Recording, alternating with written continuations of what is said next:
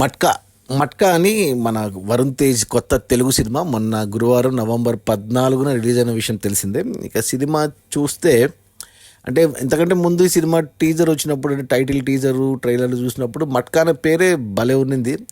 ఈ పదం నేను చాలాసార్లు విన్నాను కానీ అంటే జూదం అని తెలుసు, బట్ ఇప్పట్లో లేదు అది మట్కా అనేది. బట్ ఎలా ఆడతారు ఏంటి అనేది నాకైతే ఐడియా లేదు. ఈ ప్రీ రిలీజ్ ఈవెంట్లో తర్వాత డైరెక్టర్లు ఇంటర్వ్యూలు ఇచ్చినప్పుడు తెలిసిన విషయం ఏంటంటే ఒకప్పుడు అంటే 60s 70s 80s ఆ టైంలో బాగా ఫేమస్ అంట ఈ మట్కా అనే జూదము.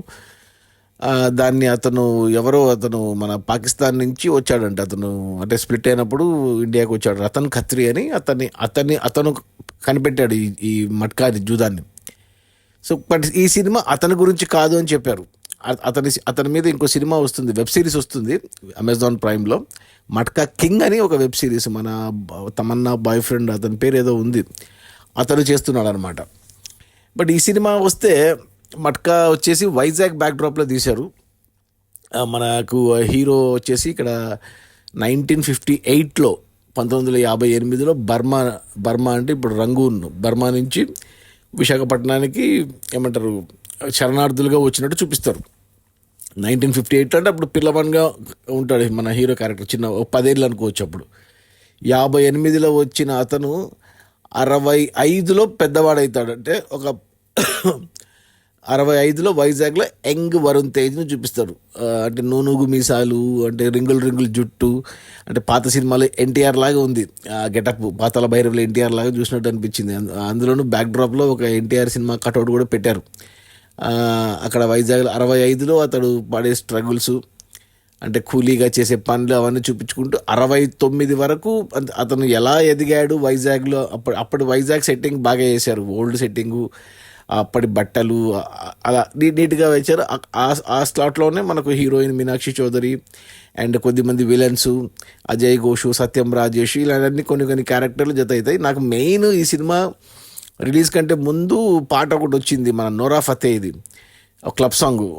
అసలు భలే నచ్చింది ఆ పాట, లేలే లేలే రాజ్యా అనేసి. అంటే మనకు ఏఎన్ఆర్ది ఒక పాట ఉంది కదా, లే నా రాజ్యా అని, దాన్నే కొద్దిగా ఫాస్ట్ బీట్గా ఫస్ట్ లిరిక్స్ తీసుకొని పెట్టారు. జీవి ప్రకాష్ భలే ఇచ్చాడు మ్యూజిక్, క్లబ్ సాంగ్ మ్యూజిక్.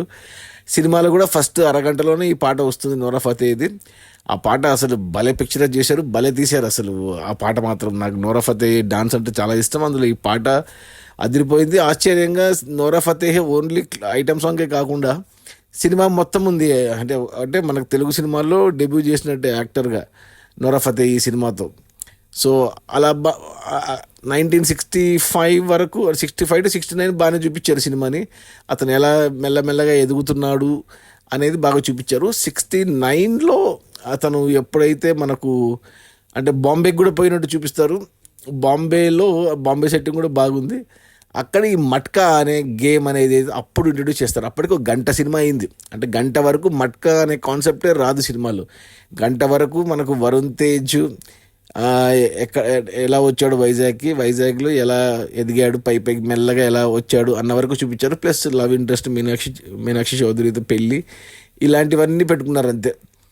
ఆ 69 పీరియడ్లో ఎప్పుడైతే బాంబేకి వెళ్తాడో మట్కా గేమ్ గురించి తెలుసుకుంటాడో దాన్ని గంట తర్వాత ఎస్టాబ్లిష్ చేశారు. ఆ గేమ్ బాగా చూపించారు. ప్రతి ఒక్కరికి అర్థమవుతుంది మట్కా అంటే ఏంటి, అతను ఎలా మనకి పెట్టాడు అనేది. బట్ వెంటనే ఏం చేశారంటే ఒక పాటలో అతను మట్కా కింగ్ అయినట్టు చూపిస్తారు. ఒకే ఒక పాటలో తస్సాది అనే పాట, అది కొంచెం అంటే కొద్దిగా హర్రీగా అయ్యిందనిపించింది. అక్కడ కొన్ని నిదానంగా చూపించాల్సింది మట్కాని ఎలా ఎస్టాబ్లిష్ చేశాడు, ఎలా దాన్ని స్ప్రెడ్ చేశాడు, ఇండియా అంతా ఎలా వ్యాపింపజేశాడు అనేది కొద్దిగా చూపించాల్సింది. ఒక పాటలో సింపుల్గా సినిమాటిక్గా చేపించేశారు తస్సాది అని. సరే ఆ తర్వాత ఏమైనా ఉంటుంది కథ అనుకున్నాను. ఇక అక్కడ 1972 దాకా తీసుకొచ్చారు. అప్పుడు 72లో ఇక మట్కా కింగ్ అయిపోయాడు. ఇల్లు, ఫ్యామిలీ, పిల్లలు, అసలు రిచ్, ఇక అంతా సెట్ అనమాట అతనికి. 72లో అంటే అప్పటికి గెటప్లు మారుతూ ఉంటాయి. 65లో ఒక గెటప్ యంగ్ ఉంటే, 69 కొంచెం మిడిల్ ఏజ్ లాగా, 72కి ఇంకొంచెం ఏజ్డ్ లాగా, అలా మూడు గెటప్లు అప్పటికి మారిపోయాయి. వరుణ్ తేజ్కి బల సెట్ అయ్యాడు. వరుణ్ తేజ్ ఆ హైట్కి, ఆ పర్సనాలిటీకి, ఆ బట్టలకి బల సూట్ అయ్యాడు. మీనాక్షి చౌదరిది ఏం పెద్దగా లేదు రోలు. రీసెంట్గా చూసిన లక్కీ భాస్కర్ లాగే homely character, wife character. Lucky భాస్కర్లో కొడుక్కి తల్లి, ఇక్కడ ఒక పిల్లకి తల్లి, అలాగే పెట్టారు. పాపం యంగ్ అమ్మాయి గ్లామరస్గా చేయాల్సిన రోల్స్ అన్నీ మదర్ క్యారెక్టర్లో పడుతున్నాయి. It's okay. ఇక అక్కడ పెట్టేస్తే అంటే ఇంకా ఉన్నారు యాక్టర్స్. సలోని ఉంది, అశ్విని, మన మర్యాద రామన్న హీరోయిన్, ప్లస్ సత్యం రాజేష్ ఉన్నాడు, అజయ్ ఘోష్ ఉన్నాడు, చాలామంది కొత్త వాళ్ళు కూడా ఉన్నారు. కానీ ఎవరికి అంతగా ఇంపార్టెంట్ రోల్ అయితే లేదు. ప్లస్ నవీన్ చంద్ర కూడా ఉన్నాడు. నవీన్ చంద్రనే మనకు స్టోరీ నరేట్ చేస్తూ ఉంటాడు అతను స్టార్టింగ్ నుంచి కూడా మనకు. సో అలా ఏమైనా మిస్సింగ్ లింక్స్ ఉంటే నా నరేషన్లో మనకు అర్థమవుతూ ఉంటుంది స్టోరీ. అంతవరకు బాగా పట్టుకెళ్ళాడు, కన్ఫ్యూజన్ లేకుండా స్టోరీ నీట్గా వెళ్ళింది. ఫస్ట్ హాఫ్ అంటే ఇంకా ఇంకా గంట 20 నిమిషాలు ఫస్ట్ హాఫ్లో, గంట తర్వాత లాస్ట్ అది ఇంటర్వెల్ ముందు ఒక మంచి సీన్ పెట్టుకున్నారు. ఇంటర్వెల్ ట్విస్ట్కి ఓ మంచి స్టోరీ చెప్పి మన ఏమంటారు మన వరుణ్ తేజ్ క్యారెక్టరు కంప్లీట్గా క్రూయల్గా ఎలా మారిపోయాడని చెప్పడానికి ఒక మంచి సీన్ ఇచ్చి ఎక్స్ప్లెనేషన్తో మంచి ఇంటర్వెల్ బ్యాంగ్ ఇచ్చారు.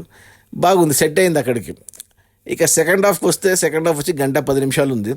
సెకండ్ హాఫ్లో ఇక అతని ఏమంటారు 72, 75 వరకు వస్తాడు. 75లో గవర్నమెంట్ అంటే అప్పుడు ఇందిరాగాంధీ ప్రభుత్వానికి కూడా అంటే డబ్బంతా ఎక్కడ పోతుంది మన అంటే ఇప్పుడు గవర్నమెంట్కి తెలుసు ఎంత ప్రింట్ చేశారు, సర్క్యులేషన్లో ఎంత ఉంది అనేసి డిఫరెన్స్ వస్తూ ఉంటుంది అనమాట. డబ్బు సర్క్యులేషన్లో ఉండదు ఇండియాలో, ఎందుకంటే ఆ డబ్బంతా ఒకరి దగ్గరికి వెళ్తుంది, ఎక్కడికి వెళ్తుంది అనేది వాళ్ళు ఎవరికి అర్థం కాదనమాట. అలా 75లో చూపించి 77 ఎమర్జెన్సీ విధించిన కాలం ఆ టైం కూడా పెట్టుకున్నారు వాళ్ళకి. అంటే అప్పుడు ఇక ఎలా కనుక్కోవాలి డబ్బంతా ఎక్కడ పోతుంది అని గవర్నమెంట్ మల్లగుల్లలు పడి ఇక సిబిఐ ఎంక్వైరీలు ఎలా అనేది చూపించారు. అక్కడ మనకు నీట్గా అర్థమవుతుంది గేమింగ్ అంతా అసలు ఎలా ఆర్గనైజ్ చేస్తున్నారు, ఎలా ఒకే నంబరు దేశమంతా, అంటే ఆ రోజుల్లో కమ్యూనికేషన్ లేదు కదా ఈ రోజుల్లాగా, ఎలా అందరికీ ఒకే రోజు తెలుస్తుంది అనేది బాగా ఇంట్రెస్టింగ్గా తీసుకెళ్లారు అక్కడ. ఇక సినిమా అక్కడికి 2 గంటల సినిమా అయిపోయింది. ఇంకా 2 గంటల సినిమా కాడ ఒక ఫ్యామిలీ ఏదో ట్విస్ట్ లాంటిది పెట్టుకున్నారు. ఇక లాస్ట్ అరగంట కొంచెం డిప్ అయింది సినిమా నాకు. అంటే అక్కడ వరుణ్ తేజ్ కరెక్ట్ పక్కకి వెళ్ళిపోతుంది. ఈ సిబిఐ ప్రోబ్స్ అంటే సినిమా రివెంజ్ మోడ్లోకి వెళ్తుందా అనిపించింది. కానీ అంటే అప్పటికి 82కి వచ్చేసారు సినిమాలో. 82లో జరుగుతున్నట్టు ఇక ఆఖరి సంవత్సరం అన్నట్టు ఇంకా అదే 82లో. అప్పటికి మన వరుణ్ తేజ్ కొద్దిగా ఓల్డ్ అయింటాడు. ఆ గెటప్లో చూస్తే నాకు నాగబాబుని చూసినట్టు అనిపించింది వరుణ్ తేజ్ని. పాటలేం లేవు, బట్ లాస్ట్ అరగంటలో కొంచెం వరుణ్ తేజ్ క్యారెక్టర్ కనపడదు. ఈ సిబిఐ ఎంక్వైరీలు, ఇన్వెస్టిగేషన్లు ఇవి ఎక్కువయ్యాయి. ప్లస్ అక్కడ 2 పాటలు పెట్టుకున్నారు అనవసరంగా, ఒక ఐటమ్ సాంగు, ఇంకొకటి ఏదో జానపద గీతం లాంటిది పెట్టుకున్నారు. అంతవరకు అక్కడ కొంచెం అనిపించింది నాకు. ప్లస్ క్లైమాక్స్ ముందు అంటే హీరో అంత స్ట్రాంగ్గా ఉండి కూడా హీరో కూతుర్ని అంత సింపుల్గా విలన్స్ ఎలా ఎత్తుకెళ్ళారు అనేది చూపించలేదు మనకు. అది ఏదో డిస్కనెక్ట్ అయింది నాకు అక్కడ. సరే ఆ తర్వాత ఇంకా ప్రిడిక్టబుల్ అయిపోయింది అక్కడ. ఇంకా హీరో వస్తాడు, విలన్స్ని చంపేస్తాడు అనేది అంతా అయిపోయింది. బట్ లాస్ట్ 5 నిమిషాల్లో మళ్ళీ కొంచెం బాగా రాసుకున్నారు, బాగా తీసుకున్నారు. లాస్ట్ 5 నిమిషాల్లో నవీన్ చంద్ర అండ్ వరుణ్ తేజ్ అండ్ మిగతా విలన్స్ గ్యాంగ్ అంతా. క్లైమాక్స్ ఎండింగ్ బాగానే ఉంది, కానీ క్లైమాక్స్ కంటే ముందు ప్రీ క్లైమాక్స్ సరిగ్గా చేసుకోలేదు. అనవసరం బ్యాక్ టు బ్యాక్ 2 పాటలు పెట్టుకోవడము, అక్కడ అదే హీరోయిన్ కూతుర్ని విలన్స్ ఎలా ఎత్తుకొచ్చారు అనేదాన్ని సరిగ్గా చూపించలేదు. అదొక్కటే నాకు అనిపించింది. లాస్ట్ అరగంట కొంచెం పడుతూ లేస్తూ వెళ్ళింది, బట్ క్లైమాక్స్ అయితే నీట్గానే వచ్చింది. ఓవరాల్గా అయితే సినిమా అయితే నాకు నచ్చింది, బాగుంది నాకు. అంటే ఈ మట్కా గురించి తెలిసింది, ఇంకా మట్కా పైన ఇంకొంచెం ఎక్స్ప్లోర్ చేసిందాల్సింది. ఆ రతన్ ఖత్రీ లైఫ్ స్టోరీని తీసిందాల్సింది, బట్ వీళ్ళకి రైట్స్ లేవనుకుంటా రతన్ ఖత్రీ లైఫ్ స్టోరీ తీయడానికి. అది వెబ్ సిరీస్ తీస్తున్నారు కాబట్టి వీళ్ళ దగ్గర రైట్స్ లేవు. కాబట్టి రతన్ ఖత్రీ లైఫ్లో ఉన్న మెయిన్ ఎలిమెంట్స్ తీసుకొని వీళ్ళు కొత్తగా కథ అల్లుకొని వైజాగ్ బ్యాక్ డ్రాప్లో తీశారనిపించింది డైరెక్టర్ కరుణ్ కుమార్. అతని సినిమాలు నాకు పెద్దగా నచ్చవు. అప్పుడప్పుడు పలాస తీశాడు, పలాస కూడా చూడలేదు నేను. పాట ఒకటి ఫేమస్, నక్లీస్ గొలుసు అని. ఆ తర్వాత శ్రీదేవి సోడా సెంటర్ తీశాడు, అది నేను చూసాను, అది అస్సలు నచ్చలేదు నాకు. ఈ సినిమా బాగుంది, నాకైతే నచ్చింది. అతను రాసుకున్న విధానము, కథ అల్లుకున్న విధానము, తీసిన విధానము, ప్లస్ వరుణ్ తేజ్ యాక్టింగ్ చాలా బాగుంది. ఒక సెకండ్ హాఫ్లో పాపకు ఒక కథ చెప్తాడు, ఒక 5 నిమిషాలు 10 నిమిషాలు ఉంది, సింగిల్ షాట్ చాలాసేపు ఉంటుంది. చాలా బాగా అనిపించింది నాకు అది, ఆ షాట్ అయితే. ఓవరాల్గా అయితే నచ్చింది నాకు. నోరా ఫతేహి ఉంది, ఆ క్లబ్ సాంగ్ అయితే హైలైట్ సినిమా మొత్తానికి నాకు స్టార్టింగ్లో. Plus Meenakshi Chaudhary okay, Ashwini Saloni and మన సత్యం రాజేషు, అజయ్ ఘోషు, ఇంకా రవిశంకర్ ఉన్నాడు. వీళ్ళంతా ఓకే క్యారెక్టర్, చిన్న క్యారెక్టర్స్, గుర్తుంచుకోబోయే క్యారెక్టర్లు కాదు. కానీ మెయిన్ సినిమా అంతా వరుణ్ తేజ్దే, ఇంకా ఎవరు లేదు. వరుణ్ తేజ్ గుర్తుండిపోతాడు. తర్వాత గుర్తుంటే మనకు నోరా ఫతేహి అండ్ నవీన్ చంద్ర కొద్దిగా రోల్స్ ఉన్నాయి వాళ్ళకి, అంతే. పాటలు బ్యాక్గ్రౌండ్ ఓకే, కానీ పాటలు మాత్రం అదొక్కటే, ఇది క్లబ్ సాంగ్ ఒకటి హైలైట్, బ్యాక్గ్రౌండ్ ఓకే సరిపోయింది సినిమాకు. డైరెక్షను అండ్ రైటింగు, కథ అంతా ఓకే. కొత్త కాన్సెప్ట్ కదా పట్కా అని, అప్పటి పీరియడ్ డ్రామా కదా, బాగానే తీశారు. ఆర్ట్ వర్క్ అయితే చాలా బాగుంది, సెట్టింగ్లు బాగా వేసుకున్నారు, సెట్స్ ఆ పీరియడ్లోకి తీసుకెళ్లారు, కానీ ఇంకొంచెం బాగా ప్రజెంట్ చేసింది వచ్చాడు. అంటే ఇది ఒక పుష్ప మాదిరి, ఒక కేజీఎఫ్ మాదిరి, అంటే ఒక పేదవాడు ధనవంతుడు ఎలా అయ్యాడు అనేది. కేజీఎఫ్లో అదే కథ, పుష్పలో అదే కథ, మట్కాలో కూడా అదే స్టోరీ. ఏమంటే ఆ వాటిల్లో ఆ ప్రజెంటేషన్ చాలా బాగుంటుంది, కేజీఎఫ్లో కానీ పుష్పలో కానీ. దీంట్లో ఆ ప్రజెంటేషనే కొంచెం అంటే ఏమంటారు మామూలుగా ఉంది, మరి హై ఎక్కడ ఇవ్వలేదు, ఎక్సైట్మెంట్ ఎక్కడ ఇవ్వలేదు, ఫ్లాట్గా వెళ్ళింది. అదొక్కటే ప్రాబ్లం కంపేర్ చేయకూడదు కానీ. But as a film matka అయితే నాకైతే నచ్చింది. నా రేటింగ్ వచ్చి 3/5 గుడ్ అని చెప్తాను, చూడొచ్చని చెప్తాను. Watchable movie. ఫ్యామిలీస్తో చూడొచ్చా అంటే ఫ్యామిలీస్తో కూడా చూడొచ్చు, ఎటువంటి ఇబ్బంది ఏం లేదు. బూత్ మాటలు బూత్ సీన్లు ఏం లేవు కాబట్టి హ్యాపీగా చూసేయచ్చు, ఫ్యామిలీస్తో ఒకసారి చూసేయచ్చు, నష్టమేం లేదు. సో చూడమని చెప్తాను. బట్ ఖచ్చితంగా చూడాలా అంటే ఖచ్చితమైతే కాదు, ఎవరన్నా చూడొచ్చా అంటే చూడొచ్చు అని చెప్తాను, అంతే. అది నా రేటింగ్ 3. మట్క, వరుణ్ తేజ్, మంచి సినిమా, బాగుంది సినిమా, వాచబుల్. ఈ వీకెండ్కి టైంపాస్ అవుతుంది. లేదు ఇక థియేటర్లో కాదు మేము ఓటీటీ వచ్చాక చూస్తాము అంటే ఇక మీ ఇష్టం. Okay, bye.